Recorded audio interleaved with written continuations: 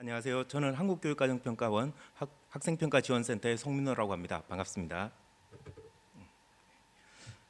오늘 준비한 카이스트 연구성과 발표는 평가원에서 수행하고 있는 컴퓨터 기반 선원술령 평가를 위한 자동 채점 방안 설계 과제의 연구 성과에 해당합니다. 본 연구는 2개년 기초 연구의 교체 연구이며 올해는 그중 2년차 연구에 해당합니다. 잠시 저희 연구팀을 소개해드리면 저를 비롯하여 팀장이자 국어교과를 맡고 계신 박종인 박사님이 계시고 교육평가 전공의 이상아, 박상옥 박사님이 함께하고 계십니다. 그리고 김수림 선생님이 팀원으로 함께하고 계시고요. 그리고 국어과 공동연구원의 교원대 최숙기 교수님, 자동채점 아키텍처 구성의 중앙대 이민정 교수님께서 공동연구원으로 함께하고 계십니다. 그리고 상명대학교 김학윤 교수님, 서울교육대학교 최인용 교수님, 그리고 에듀플로우의 박강윤, 김길재 선생님께서도 워킹그룹으로 함께하고 계십니다. 오늘 발표는 연구의 필요성 및 목적, 그리고 자동채점 모델의 특징과 모델 생성 절차, 그리고 국어과와 수학과의 사례 이렇게 네 가지 측면으로 말씀드리겠습니다. 먼저 연구의 필요성 및 배경입니다. 미래 교육에서는 단순히 교과의 지식 및 개념을 암기하고 회상하는 것을 넘어서서 다양한 자료를 비교 분석, 활용하는 문제를 해결하고 자신의 언어로 직접 구성하여 증명하는 선원술령 평가가 많이 강조되고 있습니다. 현재 학생들이 선택형이나 단답형 중심의 평가 체제에 익숙해져 있기 때문에 이러한 학생들이 이제 선원술령 응답을 작성하기 위해서는 학생들의 학습 과정에서 다양한 연습과 피드백이 필요합니다. 그렇지만 선원술령 평가는 인간 채점자가 직접 답안을 읽고 채점 기준에 의해서 채점을 해야 되기 때문에 많은 시간과 노력이 필요하고 또한 즉각적인 진단과 피드백을 제공하는 데 어려움이 있어 학교 현장에서 활용하기가 매우 어려운 현실이었습니다. 이를 해소하기 위해서 선원술령 평가도를 위해 다양한 평가 방안의 연구가 필요한데 저희 연구에서는 그 일환으로 AI를 이용한 자동 채점 및 피드백 방안 연구에 집중하고 있습니다. 먼저 연구의 목적은 다음과 같습니다. 한국어 자동 채점을 위한 채점 자질을 선정하고 자동 채점 모델 생성을 위한 시뮬레이션을 수행하였습니다. 그리고 한국어 자동 채점 시스템 개발에 필요한 AI 학습용 데이터의 수집 규모 및 방법을 설계하였습니다. 그리고 한국어 자동 채점 시스템을 위한 다양한 하위 모듈들을 자동으로 작동하게 하는 아키텍처를 설계하였고요. 마지막으로 한국어 자동 채점 시스템 개발을 위한 중장기 개발 로드맵을 제안하였습니다. 오늘 발표에서는 이 중 일부만 다룰 예정이고요. 보다 자세한 사항은 보고서를 참조하시기 바랍니다. 먼저 본 연구의 내용에 들어가기 앞서 약간 AI, 머신러닝, 딥러닝 이런 부분에 대해서 약간 정리를 할 필요가 있어서 준비했습니다. 다들 잘 아시겠지만 여기 보시는 그림처럼 AI라는 큰 범주 안에 머신러닝이 포함되고 머신러닝 중에서도 인간의 신경망을 모사한 인공신경망을 활용한 기술을 딥러닝이라고 합니다. 그래서 일반적으로 머신러닝이라고 하면 딥러닝을 제외한 나머지를 일컫고 있고요. 그래서 본 연구에서도 그런 의미로 사용을 하고 있습니다. 기술적인 성과로는 딥러닝이 최근에 가장 많은 각광을 받고 있는 기술에 해당합니다. 그러나 저희 연구에서는 글쓰기 자동 채점 방안을 설계함에 있어서 딥러닝이 아니라 머신러닝 방법으로 접근하고 있습니다. 그 이유에 대해서 좀 더 자세히 설명을 드리겠습니다. 여기 보시는 것처럼 어떤 AI 모델을 개발한다고 했을 때 크게 이제 4단계에 걸쳐서 연구가 진행이 되는데요. 첫 번째는 데이터 수집, 두 번째는 그 피처, 자질 설계, 그리고 세 번째는 로직을 구성하거나 또는 모델을 생성하는 그런 부분이고 마지막은 테스트 단계에 이르게 됩니다.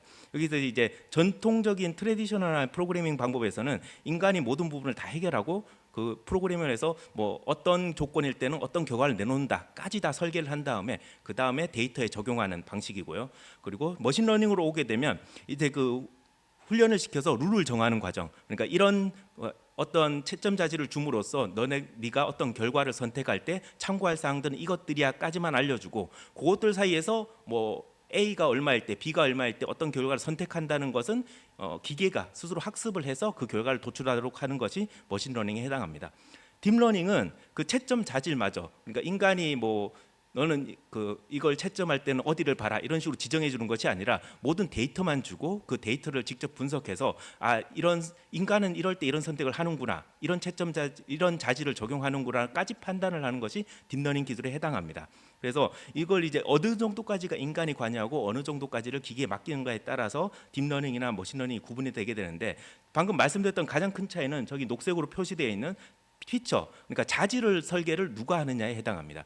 자질 설계를 기계에게 맡기면 뭐 나비 효과라든가 카오스 이론처럼 결과에는 영향을 미치지만 너무 미비해서 인간이 체크를 잘 못하는 부분까지 기계가 다 확인을 하게 됩니다. 그러므로 물론 성능은 더 높아지게 되고 데이터도 엄청나게 많이 요구를 하게 됩니다. 그렇지만 머신러닝으로 가게 되면 채점 자질을 인간이 제시하기 때문에 그걸 기반으로 해서 학습을 한 AI가 내놓는 결론은 어느 정도 해석이 가능하게 됩니다. 왜냐하면 우리가 그걸 기반으로 해서 판단을 하라고 기준을 제시했기 때문입니다. 그래서 머신러닝으로 가게 되면 채점 자질 설계가 반드시 필요하고 해석 가능성이 어느 정도 열리게 됩니다. 그래서 특히나 우리는 이제 평가를 다뤄야 되기 때문에 학생이 평가가 너는 A야, 너는 B야 그랬는데 머신러닝으로 하게 되면 네가 왜 A인지를 설명해 줄 수 있는 여지가 생기는데 딥러닝으로 가게 되면 네가 A가 되는 이유는 그냥 그 기계가 정해준 거야. 인간은 설명할 수 없어라는 식으로 가게 됩니다. 근데 그게 이제 성능은 더 높을 수 있어요. 그렇지만 우리 인간 사회에서 받아들여지기는 매우 힘들겠죠.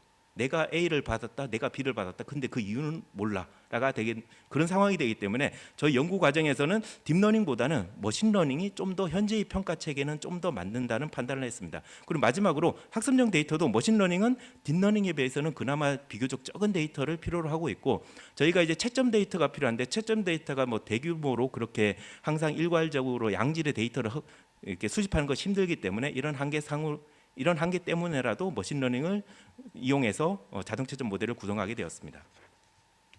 네.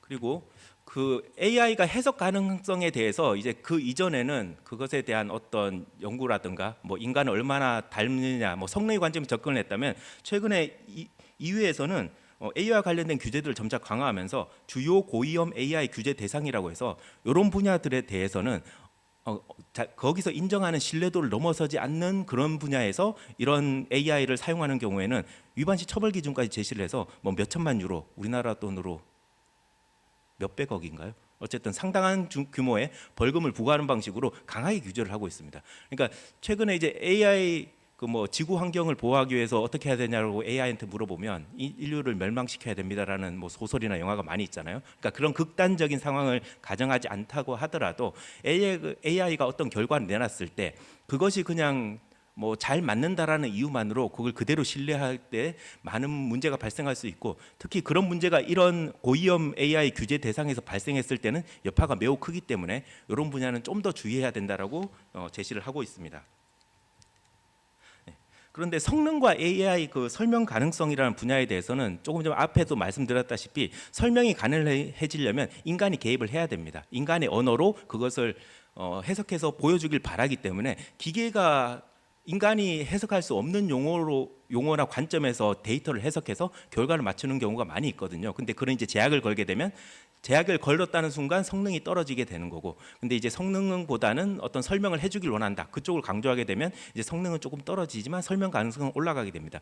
그래서 일반적으로 지금까지 이 표를 보면 그 위쪽으로 올라갈수록 성능이 좋은 거고요. 오른쪽으로 갈수록 인간에게 뭔가 설명해줄 여지가 많다라는 걸 뜻합니다. 그리고 기존에는 대부분 대각선 아래로 내려가는 방식으로 알고리즘이나 그런 인공지능 모델들이 위치를 해왔었습니다. 그래서 왼쪽 위에 제일 위에 있는 걸 보면 딥러닝은 성능은 매우 좋은데 설명은 전혀 하지 않는 그런 방식이었고요. 오른쪽 아래로 내려오면 내려올수록 설명은 할 수 있지만 성능도 조금씩 떨어지는 형태였습니다. 그래서 가운데 보시면 랜덤 포레스트라는 저희 연구에서 활용한 머신러닝 기법이 있는데 이 기법이 최근에 이제 성능도 어느 정도 딥러닝만큼은 아니지만 성능도 꽤나 높게 나왔고 설명할 수 있는 여지도 어느 정도 있기 때문에 가운데쯤 있으니까요. 있기 때문에 이 방법을 채택을 했는데 최근에는 이제 XAI라고 해서 성능도 매우 높으면서 설명도 가능한 방식으로 인공지능 모델을 구축하는 연구가 이루어지고 있습니다.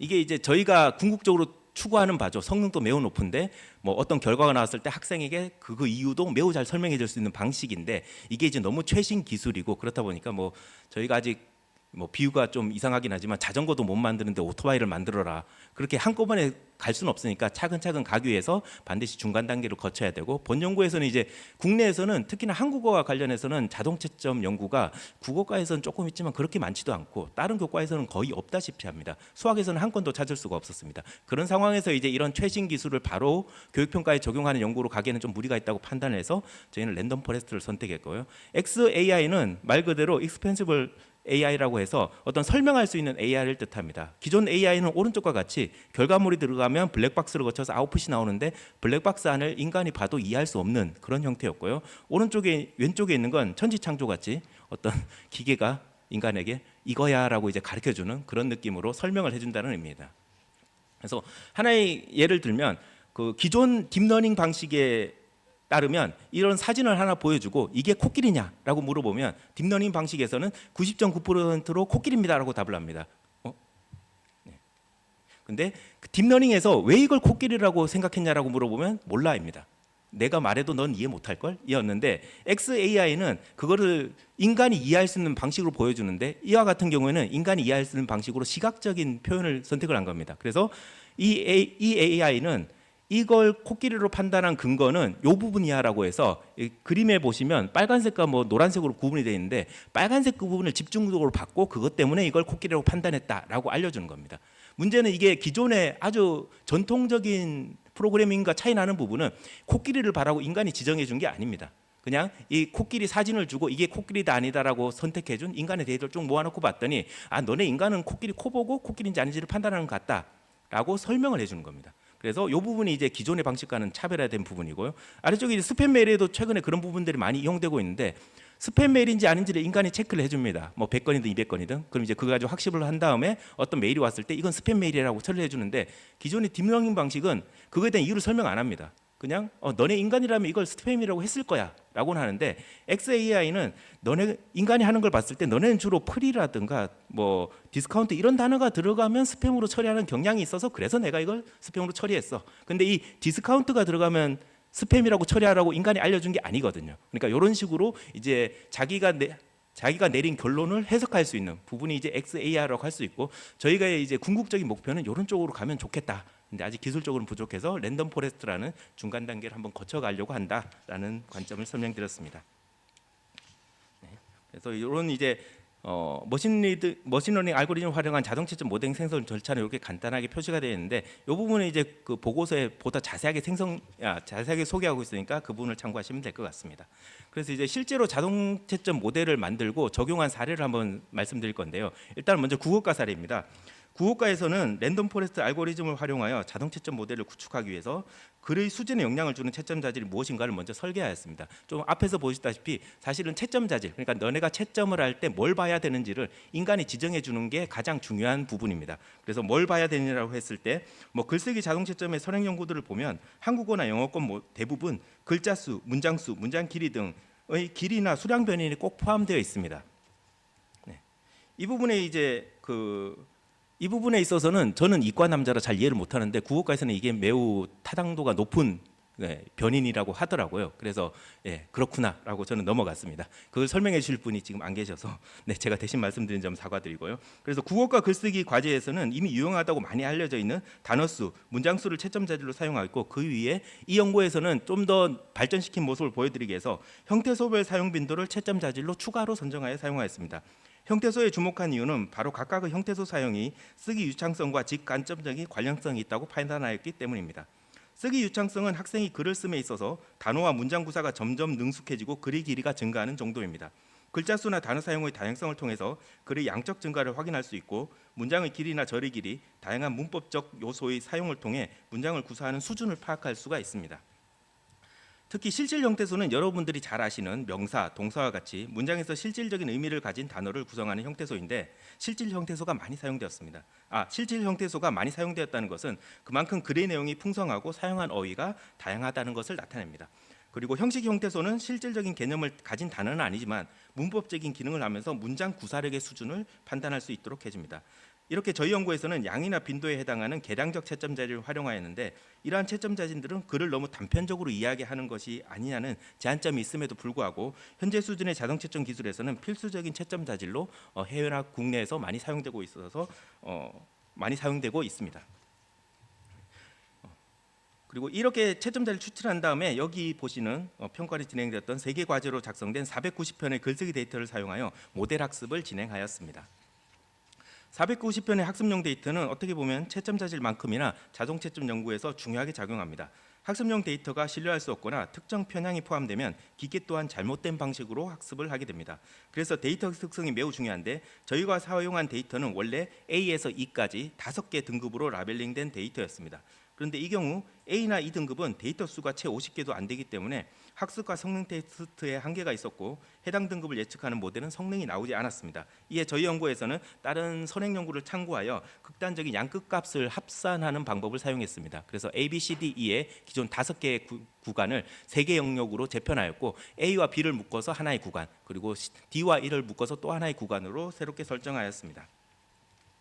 그렇게 3개의 구역으로 구분된 데이터를 가지고 이제 랜덤 포레스트를 돌려서 모델을 구축하고 그에 대한 성능을 평가해 본 결과 약간 평균적으로 60%의 정확도가 나왔습니다. 사실 상용하기에는 낮은 정확도지만 유사한 규모로 진행된 선행 연구들과 비교하면 중간 정도 수준에 해당하는 연구였고요. 국내에서는 가장 높게 나온 수치와 거의 유사하다라고 알고 있습니다. 영어권 글쓰기 평가에서 사용되는 모델들은 평균적으로 80%의 정확도를 가지고 있다고 하는데요. 약간 그거는 영어와 한국어라는 언어적인 차이도 있고, 그리고 기존의 자동 채점 모델 연구가 대부분 영어권에서 먼저 진행되었다는 점에서 아직 저희가 좀 많이 쫓아가야 되는 상황인 것 같습니다. 근데 여기서 보시면 알 수 있듯이 각 등급별 예측 성능을 보시면 차이가 좀 큰 것으로 알 수 있습니다. C 등급의 예측 성능은 약 70%인데 B 등급의 예측 성능은 약 44%에 불과합니다. 데이터 수가 C 등급이 가장 낮았음에도 이러한 결과가 나온 것을 여러 가지로 해석이 가능한데, 먼저 저희 연구에서 사용한 채점 자질은 A와 C 등급을 예측하는데 그나마 효과적이었지만 B 등급의 예측하면은 적합하지 않다는 것일 수 있습니다. 이게 글을 쓰는 수준이기 때문에 글을 아주 잘 썼거나 아주 못 썼거나 그런 경우는 비교적 명확한데, 글을 적당히 잘 썼다 또는 글을 적당히 못 썼다는 건 인간이 채점할 때는 가능했어도 기계가 봤을 때는 매우 모호했을 수 있다는 것입니다. 그러니까 이거는 약간 채점 데이터가 좀 부족했다는 것이 의미 있을 수 있고, 아니면 이 글쓰기 원래 과제 자체가 그런 채점 기준을 정확하게 세우지 않았다는 것을 의미할 수도 있습니다.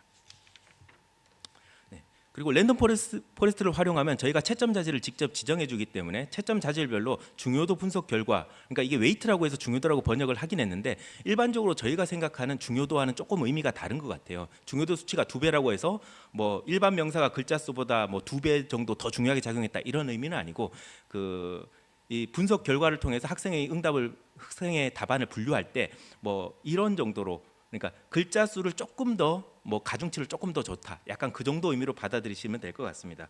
그래서 보시는 대로 글자 수, 일반 명사 수와 같은 자질은 내용의 풍부성과 관련이 있었을 것이고, 마침표는 사실 문장의 개수와 관련돼 있을 거라고 생각했는데 마침표는 되게 높게 나왔는데 문장 수는 오히려 14위 정도에 불과해서 이런 차이점이 어떻게 작용했는지에 관한 추이 연구가 필요하다고 볼 수 있습니다. 그리고 다음으로 이제 다음은 수학과 사례에 대해서 말씀드리겠습니다. 국어과 글쓰기 자동 채점 모델에서는 계량적 자질을 활용했습니다. 형태소와 같은. 그런데 이제 수학과를 그런 방식으로 적용하려고 했을 때 약간 교과 지식을 활용하는 방안에서는 그런 형태소나 그런 명사수, 문장수 이런 계량적인 자질은 의미가 없다라는 의견이 많이 있었습니다. 저희는 그러니까 수학과에서는 어떤 단어를 사용했을 때 그 단어의 의미와 활용 방안이 중요한 것이지 그 단어가 명사라서 명사가 몇 번 등장했는가는 채점에 거의 영향을 주지 않습니다. 그래서 기존의 국어과에서 활용했던 계량적 자질보다는 단어의 의미를 그대로 사용하는 단어 빈도 기반 채점 자질을 활용했습니다. 단어 빈도 기반 채점 자질은 수학과에서는 사용한 전례가 없었고요. 과학과에서 한 2건 정도 사용한 전례가 있었습니다. 과학과에서 사용한 거고요. 과학과에서 이제 논증 발화를 수집하고 이를 이용해서 과학 논증 자동 채점 가능성을 확인한 연구를 진행했는데, 이 과정에서 이제 과학과에서도 마찬가지로 단어 의미가 중요하기 때문에 단어 빈도 기반 채점 자질을 이용했습니다. 이 단어 빈도 기반 채점 자질에 관한 자세한 방법이나 내용은 저희 보고서에 있으니까 그 부분을 참조하시면 될 것 같습니다. 그리고 국어과에서는 이미 모집된 데이터를 가지고 이제 연구를 진행했는데, 수학과에서는 모집된 데이터가 없기 때문에 평가 도구를 설계하고 직접 데이터를 다 모으는 과정이 필요했습니다. 그래서 사용한 평가 문항은 한국교육과정평가원과 교육부에서 2022년에 발간한 선원술형 평가도구 자료집 중고등학교 수학에 있는 문항을 발췌했고요. 이 문항과 그래프와 조건을 일부 수정해서 사용했습니다. 그리고 채점 기준도 동일 자료에 있는 걸 사용했는데 좀 더 명확하게 채점을 하기 위해서 상세 채점 기준을 추가하였고요. 그 부분을 반영했습니다. 그리고 서술형 응답 데이터는 중고등학생을 대상으로 364건을 수집했고요. 실제 문항 자체는 교육 과정은 중학교 2학년에 해당합니다. 이게 중학교 2학년에서 잘한 응답, 못한 응답을 수집하는 게 중요한 게 아니라 이 문항 자체에 대한 좋은 응답과 낮은 응답을 모으는 게 중요했기 때문에 학년을 다르게 해서 모집을 했습니다. 네, 그리고 채점 라벨링, 실제로 채점을 할 때는 고등학교 교사 2명이 개입을 했고요. 채점 기준에 대한 사전 워크숍을 통해서 상세 채점 기준을 세웠습니다. 그리고 논의를 거쳐서 평가 결과를 단일화할 때까지 계속해서 채점 기준을 수정하였고, 채점 기준이 수정되면 전체 학생 응답을 재채점하는 과정을 거쳤습니다. 그래서 결과를 살펴보면 수학은 이제 4가지 세부 채점 요소에 대해서 평가를 이루었고, 그 부분에 대해서 진행을 하였는데, 첫 번째 평가 요소는 0, 1, 2로 구분하는 거고 각각의 데이터, 그리고 2번 채점 요소는 0, 1, 2, 3으로 구분하였고 그거에 대한 데이터들이 이렇게 쭉 나열이 되어 있습니다. 그리고 자동 채점 인공지능 모델은 파이썬 기반 구글 콜랩 환경을 이용했고요. 그 80% 데이터를 머신러닝에 사용했고 나머지 20% 데이터로 성능 검증을 하였습니다. 검증 지표로는 정확도, 정밀도, 재현율, F1 스코어를 활용했고요. 평가 요소별로 머신러닝을 전부 다 개별 적용하였습니다. 그리고 각 머신러닝에 사용된 학습용 데이터는 학생응답 전체 데이터로 구성한 학습용 데이터를 동일하게 적용하였습니다. 결과를 살펴보면 이렇습니다. 각 채점 요소별 평가 정확도를 보면 0.73에서 0.79 정도 나오는 걸 확인할 수 있습니다. 돌려보고 깜짝 놀랐습니다. 왜 이렇게 높을까? 네, 근데 이거에 대해서 이제 전문가에게 조금 그 의견을 구했는데 수학 교과의 특성일 수 있다. 그리고 채점하신 분이 정말 열심히 하신 것 같다라는 부분이 있었고요. 이 데이터를 보시면 아시겠지만 채점 요소 1번 같은 평가 요소 1번 같은 경우에는 0, 1, 2에 대한 모든 분류에 대해서 정확도도 높고 데이터가 잘 나온 것을 확인할 수 있는데 2번 같은 경우에는 0인 부분이 섞여 있습니다. 그 부분이 보면 일단은 데이터가 작은 경우에는 그 그러니까 기계가 제대로 학습을 하지 못한다는 사실을 알 수 있고요. 이 부분은 이제 채점 기준이 명확하지 않았다거나 아니면 그 데이터가 부족했다라고 판단할 수 있을 것 같습니다. 그래서 이제 수학과 서술형 평가는 사실 그 단어 빈도수 기반이기 때문에 이 학생 364명의 전체 데이터를 단어를 중복된 걸 제외하고 다 나열하면 한 1,500단어 정도 됩니다. 그러니까 각각의 데이터가 1,500개의 셀을 가지고 있고요. 대부분은 0이고 학생이 보통 단어를 쓰면 한 30단어에서 한 100단어 정도 쓰잖아요. 그러니까 1,500개의 칸 중에 다 0이고 한 30개에서 500개 정도에만 다 숫자가 들어가 있는 방식입니다. 그러니까 엄청나게 빈 공간이 많은 데이터를 가지고 이 머신러닝을 해야 되기 때문에 성능이라든가 비용의 문제가 발생할 수 있고요. 그리고 이건 단어 빈도 기반이기 때문에 순서를 고려하지 않습니다. 뭐 어떤 단어가 앞에 나오고 어떤 단어가 뒤에 나오는지를 보지 않기 때문에 그런 평면적으로 접근하고 있다는 한계가 있습니다. 그래서 이를 개선하기 위해서 앵그램과 같이 단어 묶음 방식에 대한 후속 연구가 필요하고요. 그리고 불용어 처리와 같은 전처리 과정도 적용하는 방안. 불용어를 어떤 사전을 가져오느냐에 따라서 성능이 다 다르게 나오더라고요. 그런 부분도 필요하고. 그리고 계량적 자질, 그러니까 국어과에서 사용한 계량적 자질과 같은 그런 부분도 활용해서 하이브리드 방식으로 혼합해서 사용하는 것도 고려할 필요가 있을 것 같습니다. 이상 발표를 마치겠습니다. 감사합니다.